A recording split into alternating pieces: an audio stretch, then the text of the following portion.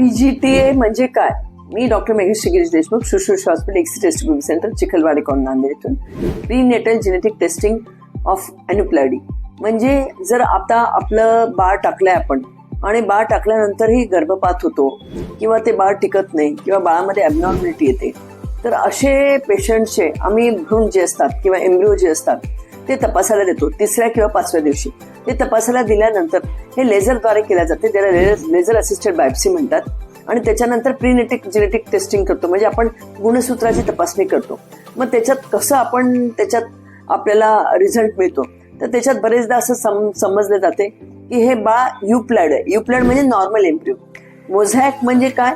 Mosaic म्हणजे काही पेशा त्याचे ॲबनॉर्मल असतात आणि बाकी 70% पेशा नॉर्मल असतात. आणि तिसरं म्हणजे ॲन्युप्लॅड म्हणजे पूर्णपणे ॲबनॉर्मल असणं. तर जेव्हा आपण हे पेशा तपासायला देतो PGTA टेस्टिंगसाठी, तर त्या टेस्टिंगला दिल्यानंतर त्याचा 22 दिवसांनी रिपोर्ट येतो. आणि जे पेशंट PGTA टेस्टिंगसाठी आम्ही कोणा पेशंटला घेतो, ज्या पेशंटचा वारंवार गर्भपात होतो, ज्यांचं टेस्ट टू बेबी फेल होते, चांगले बाळ असताना, बाहेरून जे आवरण चांगलं दिसत असताना, किंवा बाळ टाकल्यानंतर ज्यांचं पहिल्या 3 महिन्यात गर्भपात होऊन जातो, तर अशा बाळांना आम्ही PGTA टेस्टिंग करतो. मग त्याच्यात स्वतःचे बाळ असतील तर त्याचं PGTA टेस्टिंग केलं जाते, म्हणजे स्वतःचे गुणसूत्र वापरले गेलेले असतील तर. कारण डोनर एम्ब्रिओमध्ये जनरली ते एम्ब्रिओज नॉर्मल असतात आणि त्याच्यात PGTA टेस्टिंग करायची जरूर पडत नाही. फार कमी केसेसमध्ये PGTA टेस्टिंग करावं लागतं. मग आता अशा केसेसमध्ये आम्ही बाळ बनवल्यानंतर त्याचा रिझल्ट कसा असतो? नॉर्मल म्हणजे युप्लॅड एम्ब्रिओ, मोझॅक म्हणजे काही पेशा ॲबनॉर्मल आहे, आणि एन्युप्लॅड म्हणजे ॲबनॉर्मल एम्ब्रिओ. तर युप्लॅड आम्ही बाळ ते स्थलांतर करतो, म्हणजे टाकतो आम्ही.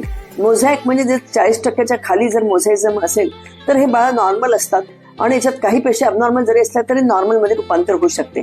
आणि एन्युप्लॅड म्हणजे 40% वर पेशा किंवा 70% पेशा ॲबनॉर्मल असतात. मग तशा केसमध्ये आम्ही बाळ टाकत नाही.